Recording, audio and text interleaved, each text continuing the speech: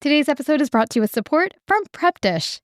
It's a new year, and I know it's a super common goal to be working on improving your nutrition or the logistical aspects of family mealtime. Prep Dish is a longtime Best Laid Plan sponsor and a great tool that can help with these goals. Here's how it works. Every week, you'll receive a full week's dinner plan in your email, complete with shopping list and even Instacart links if you like to shop that way. You can use Prep Dish plans every week, or you can alternate with your own tried and true favorites to mix things up. When we use Prep Dish, sometimes we'll make some tweaks to the menu, and other times we'll just make the whole thing as is. Either way, this is one major mental load reducer for me, and I absolutely love not having to come up with a menu every week on my own.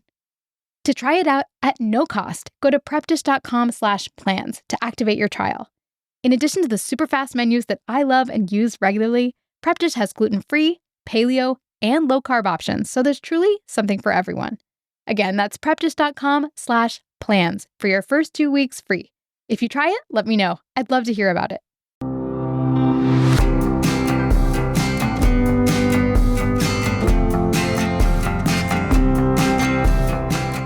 Hello and welcome to Best Laid Plans. This is your host, Sarah Hart-Unger, and this is the podcast where we talk all things planning and planning adjacent. Today's episode is the first one I'm recording to you in the new year, so happy belated New Year. I myself am really enjoying the start of the year. I'm using my new 2026 planners, trying out some new goals that I've talked about on prior episodes. But today is going to be a little bit more about listeners' various planner techniques and things they've shared with me that relate to planning, maybe in the new year and maybe in general. So stay tuned for that. Before we get started, though, I just want to say thank you to those of you who have sent such wonderful feedback and photos to me on my book, which came out just a few weeks ago. For those not aware, my book is called Best Laid Plans, A Simple System for Living a Life That You Love. And I really just am overwhelmed by the support and love that I have gotten from listeners related to the book.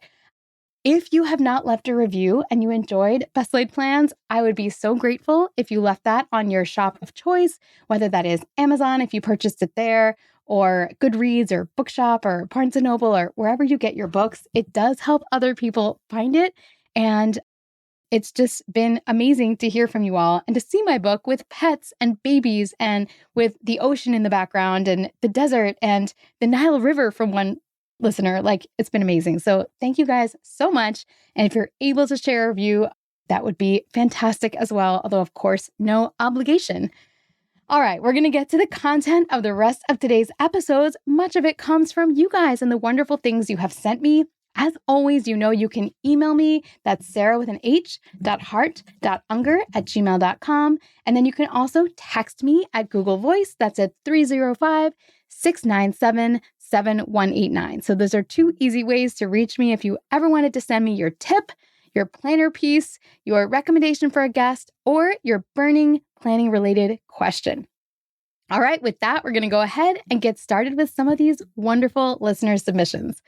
The first one is a stationery store spotlight, and it comes from listener Katie in Kansas. She says, I've been listening to your podcast for about a year now, and I'm a big fan. I know you had started a little segment on there about local stationery shops, and I wanted to share one I had discovered called Wonder Fair in Lawrence, Kansas. They have everything from pens to notebooks to gift type things and even hobonichis. Happy New Year. Thank you so much. I'm pretty far from Lawrence, Kansas, where I am right now, but if I'm ever in the area, you can bet I'm headed to Wonder Fair. Their website looks really interesting too, just a lot of products you don't see everywhere. A lot of imported stuff and just interesting, quirky little items. So thank you so much for that recommendation, Katie. All right, the second tip comes from listener and friend of the show, Alyce. Alyce says, I have declared March 15th to be the start of my new year this year. I have such a big backlog of stuff I need to do or decide not to do that I'm still deeply weighed down by last year. Plus, I often need signs of spring to start feeling New Year energy. So some of you will hear this and be like, what?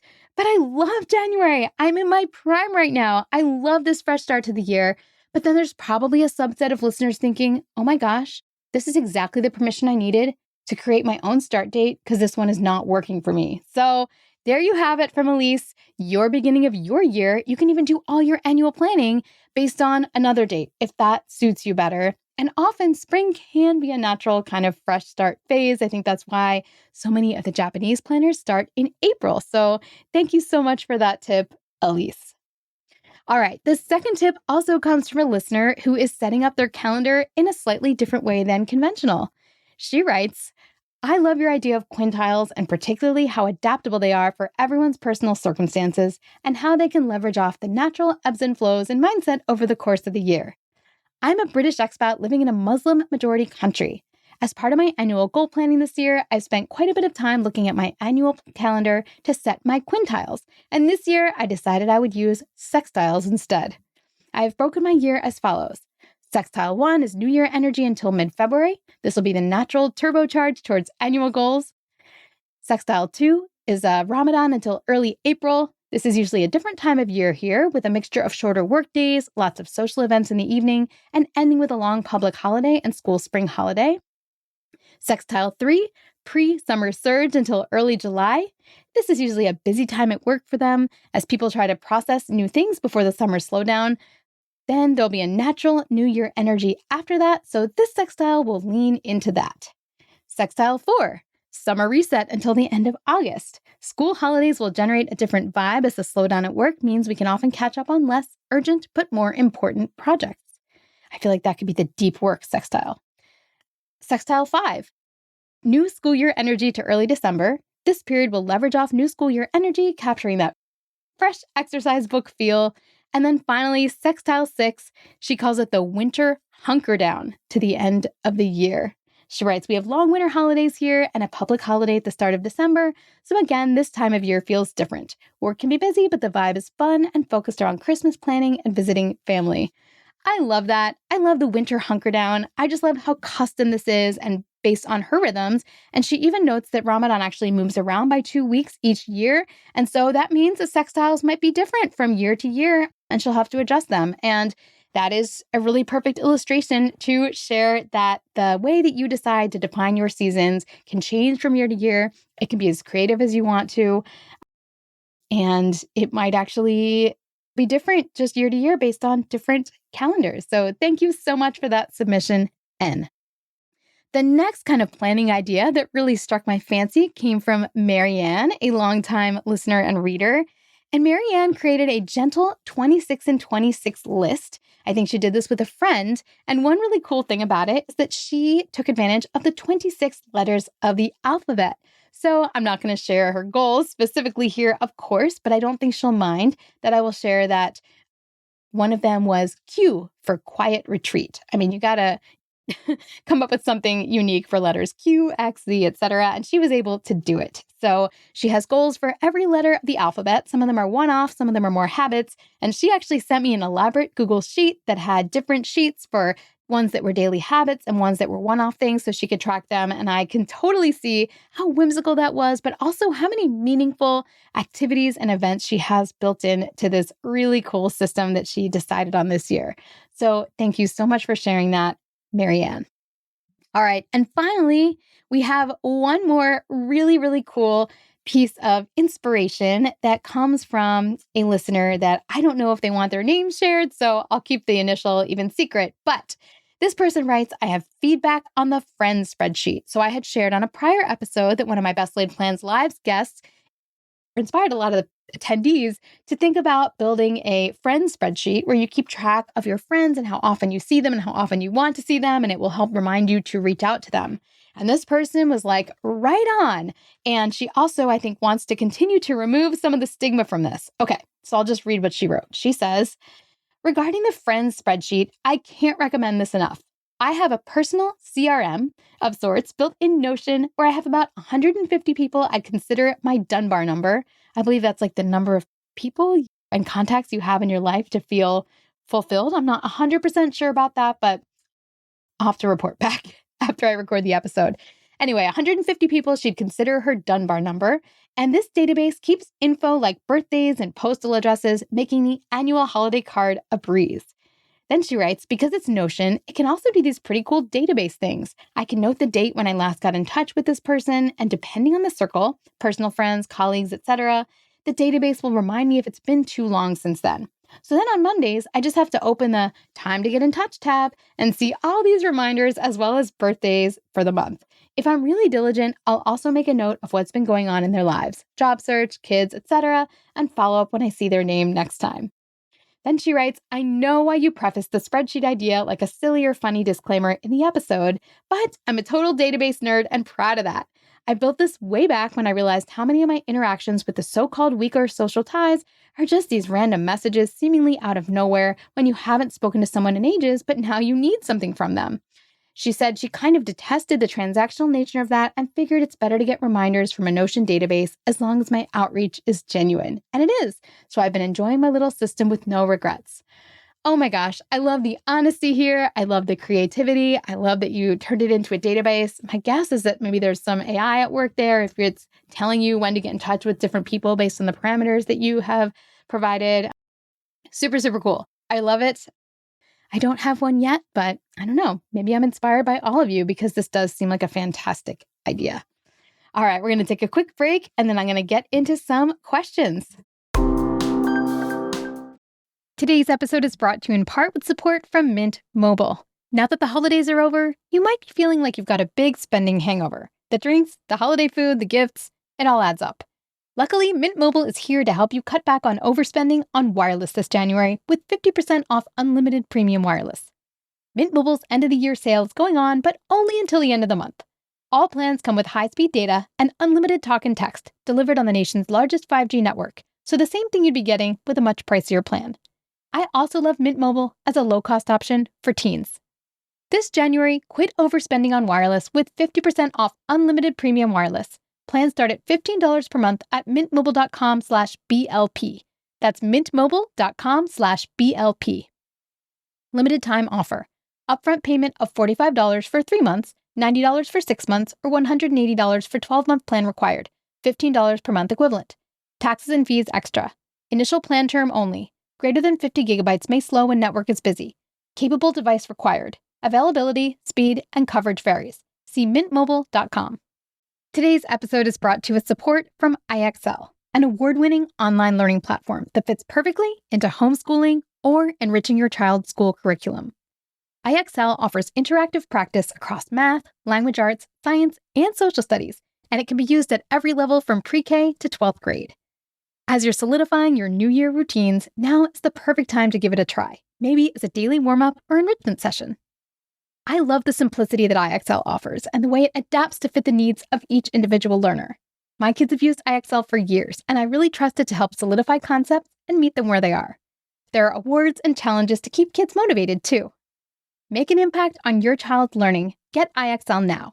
And Best Laid Plans listeners can get an exclusive 20% off IXL membership when they sign up today at IXL.com/plans.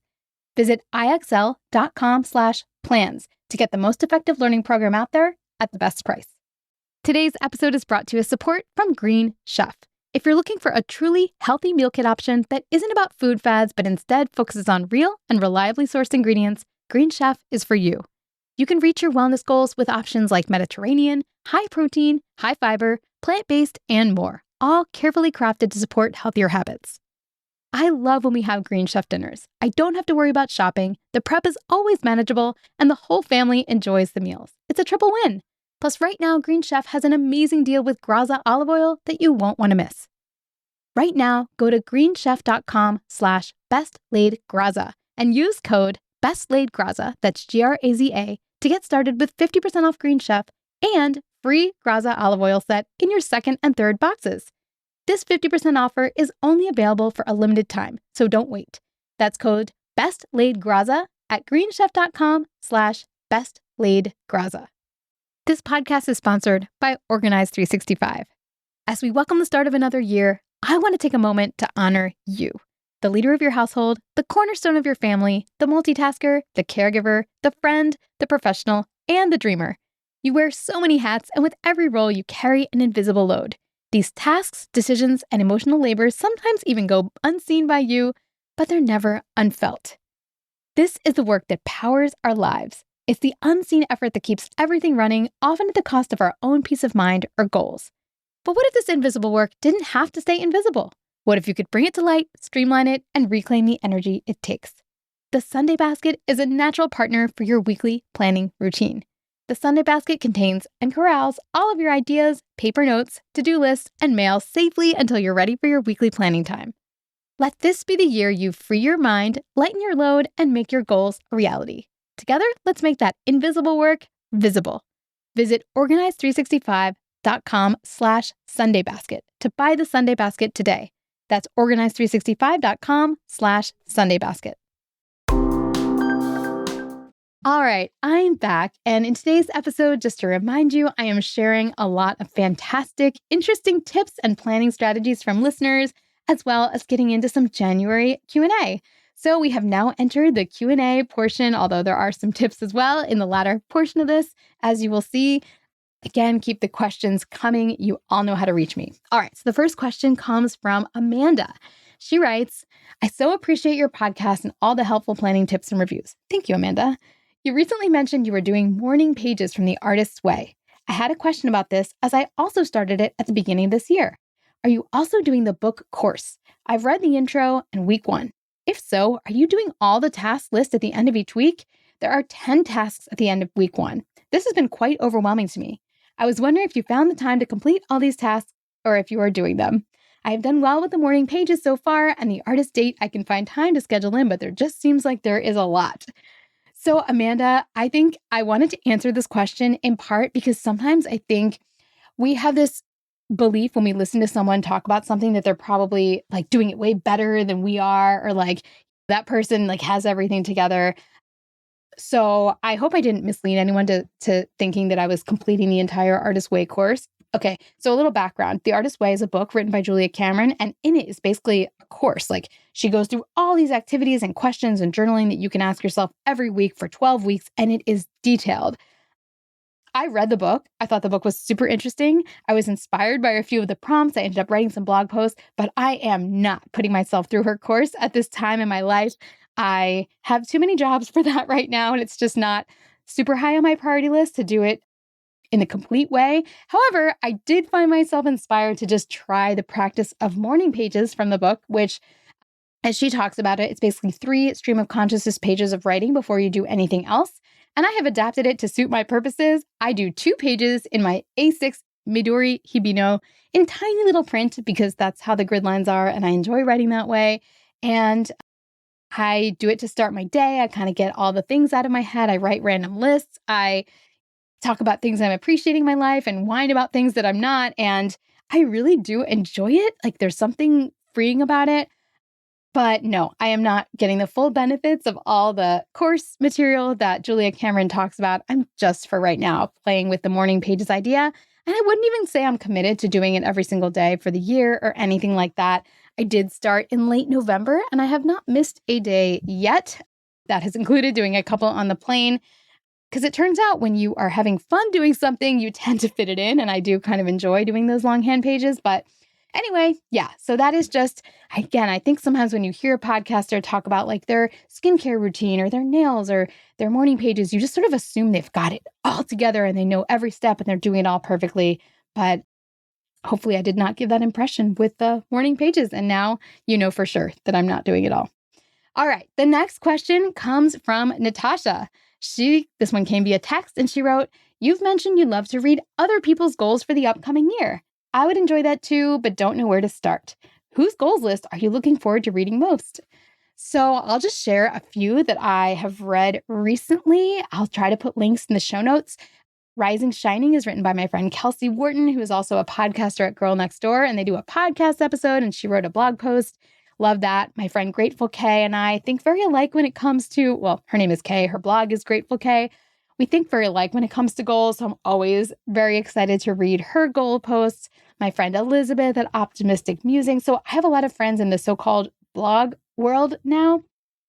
I don't read a ton of blogs. I probably read like maybe 12 or so, but almost all of them create goals lists. And I love, love, love reading them. And then there's also a number of podcasts where they will share their goals, like the Happier podcast with Gretchen Rubin. She always shares a comprehensive goals list. And on that note, the Happier Ladies also share their comprehensive goals list. Oh, and Kathleen Pigley on The Reframe shared her 2026 goals recently. So I'll try to link to all of these if you're like, I want some examples. I'm still in January mode. I want to see some goals list. And then I'll go ahead and link to my own goals posts on my website as well if you just can't get enough. I am sure there's also lots of people sharing their goals on social media, on YouTube, on TikTok, etc. I'm not in those spaces personally, so I don't know for sure, but I have a feeling there's plenty of goal content there as well. So those are my go-to places to look. The next question comes from Megan. She wrote, when you use that planner for your goal planning, what did you put on the monthly calendar spread since your source of truth calendar is somewhere else? I know I can put whatever I want there, but I'm curious to hear how you used it because it seems redundant to duplicate my calendar in multiple places. So I'm wondering if you had some other creative use for it or if you put only big rocks there. So yeah, it's a little bit redundant, but for me, it is a little bit a different spread. So in my Hobonichi, I don't get detailed at all on the monthly pages. I actually really just have when I'm on call and if we're traveling and when my husband's on call, that's it. I don't have anything else like specific events. I don't know. I just like to have that very broad overview in there so I can just see, if someone asks me at work, oh, can you do this on this day? I can see like, okay, globally, are we even here? I don't really have a way other than my monthly calendar that I use to really see how much free actual work time I had. And I realized this was something that was really missing for me in figuring out which projects for my creative work to put on my plate. Because if it was a month where I was on call and we were traveling, I might only have 4 work days. And when I say work days, I mean creative work days. I probably had lots of clinical work days if I'm on call. And those days might already have scheduled events in them. Like maybe I'm already teaching best laid plans at home or planning by season, or I'm doing a bunch of interviews. So what I put in my work planner are all the travel. So times that I really don't plan to work, all of my clinical days, I just kind of color code them. I don't put like lots of specifics. But then on the work days, right now I'm putting highlighter yellow as the color for the days that I have to work. I will, again, highlight the day, and then I'll actually write down what's scheduled granularly, like, oh, I have an interview, oh, I have a talk or whatever it is. And so then I can see very easily over the course of a month, A, how many days I have to work, and B, how free they are. And that is kind of a natural scaffold for me to then add more projects or decide not to add more projects, etc. I mean, could all of this material fit on the Hobonichi monthly? It probably could. It doesn't take that much time for me to create this other spread. And I guess I kind of like having that just global calendar spread and then this more detailed work spread for me that just kind of helps. I will share a picture of my work calendar in the show notes. I make a note to do that so you can see kind of the material that I include there. And yeah, I do find it to be really useful. Now, if I was someone that got stressed out by filling out calendars, then maybe I would just combine them into one. But for me, that's an activity that's kind of calming. So I don't mind doing a little bit of extra writing. All right. And then finally, we have an application and a question from a listener who goes by D. Okay. So she writes, and I think this is just super fascinating. I love the infographics and checklists included in the book, especially page 9, which is the graphic where I show the nested goals going from annual all the way to daily. She says, I'm bringing that one back to work to do some strategic planning with my team. My whole department can use this kind of guidance, but I can only control my team and hope this discipline spreads. And then she mentions that there is software called Jira from Atlassian, and it's a ticketing and project management software for engineers. And she uses that at work since she's at a tech company. It's kind of like Trello, but a very IT-focused design. And she notes that the nested goals system works really, really well with these kinds of tools where each goal can be a project and the seasonal through weekly, monthly breakdowns can be created as nested milestone and task tickets to be closed out as they are completed. And then she says, I guess this can be used as a reader case study. So yes, I want to use this as a case study because you guys, I love planning home stuff, but I also love planning work stuff. And I do find that being a female creator, I feel like some of the methods that I talk about kind of just get naturally assumed to be for like planning on the home front. And I really do believe that they are more than that. Now, I don't believe I came up with all of them on my own. Of course, the fact that this can be adapted to the system means other people probably have put together nested types of systems as well. But the same types of strategies that we talk about on this podcast that can be applied to running your household can also be applied at work and accomplishing other really big things. Not that managing your home life is not a big thing. For me, definitely takes up a lot of my bandwidth and is a big thing. But I just want to make sure people understand they can use these tactics at work and get lots of things done in the professional sphere as well. So, and then Dee actually encouraged me to make sure that people do understand this. She even notes that her employer actually underwrote the BLP Academy when she took that. And I have had other people have their companies or professional development funding in academics pay for some of my courses as well. So she writes, it's very suited for corporate contexts, especially when you have a team and projects to be done, but no set process for getting people aligned. And then she says she's going to report back on her success once she's back at work. But for now, they have it set on the agenda to do a professional development session with her work team using the nested goals method. So I'm super, super excited. Hopefully she'll report back and let me know how this goes. And then she also sent a question. So her question is, how did you develop goals? So back to the home front, when you were in the thick of baby and little kid life. She writes, I so rarely have my hands free to sit down and do anything now, and I've cleared out all my extracurricular activities outside of work to accommodate this baby phase again. And this is so appropriate because she's able to do this elaborate goal setting process at work using the nested goals framework. And she's like, wait, when do I get to do this for myself? So I had a few thoughts, and yeah, I am starting to be a little bit out of the baby phase, but let me tell you, it is still very, very fresh in my mind. I think it helps that I wrote a lot while I was in that phase.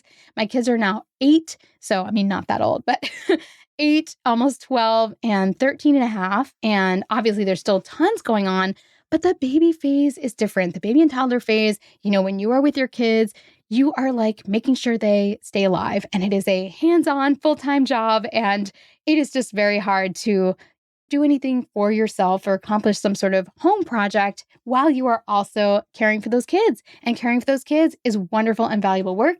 And I'm glad I spent lots of time doing that. But it's like really, really important to acknowledge that you're sort of in that season and think about how you want to address this.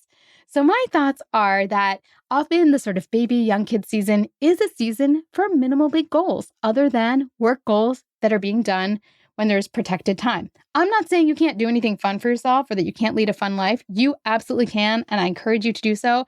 But it may just be that some of the kind of bigger outside of work stuff might, the ultra marathon training, things like that, might be tabled for a little bit later in your child rearing journey. It won't be too many years, but things do get a little bit easier when the kids are 4 or 5 and older. And those kind of bigger personal projects may just be more successful at a later time. Next, I would say that many of the kind of rest of life goals, so outside of work, should be about supporting you since you are in this hard phase in terms of feeling as good as you can in that season. And that might include goals sort of centered around getting some time to yourself, which would require orchestrating childcare or trading off with a partner, but is usually worth it. Goals around sleep, which you can only control to a certain extent, but what the extent that you can.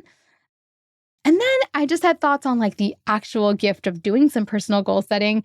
It might be worth an hour or two of childcare, maybe every month or even every season. Or maybe you do a swap off with your partner where you're like, I want one Sunday morning a month where I'm just going to go head out on my own. And one of the things you could do would be to think through some of the ways you're going to support yourself and create some goals lists. And just be patient because your lists will get longer again, but it's also completely reasonable to keep most things simple. Like a silly example would be, I trained for marathons in the last, before all my heart stuff. I was running many hours a week and doing these complex training plans, but I could not do that when my kids were little. When they were little, it was like, can I get out of the house for a few 20 or 30-minute runs or do a video workout at home? Like, keep the things that are important to you, but scale them to the life you are currently living. That's better than doing your ideal week and thinking that your baby is going to sleep 13 hours a night because they're not going to, at least mine did not. And then all that said, everything has a caveat, right? Like if something bigger in your personal life or with your family or relationships feels more important to you, like there's some project just calling your name, there might be a way to brainstorm to make it happen. I just don't think you can have too many things outside of the kids in the personal sphere when your kids are really little. And of course, there's an exception to every rule, but just in general, I think you can give yourself permission to scale things down temporarily. All right. Well, this has been a longer Q&A episode and sharing some of my thoughts about setting goals. with young kids, as well as talking about my monthly planning and my morning pages, and giving you some references for where to find some goals lists, as well as some amazing tips that you guys shared. So I'll be back next week with some more planning fun. We'll see, maybe a review of sorts.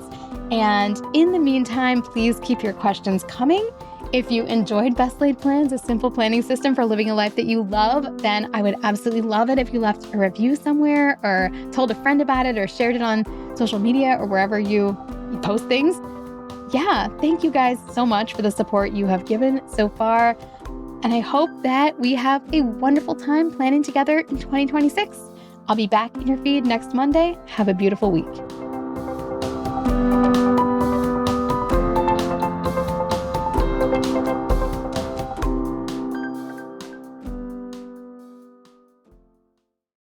This podcast is part of the Sound Advice FM network. Sound Advice FM, women's voices amplified.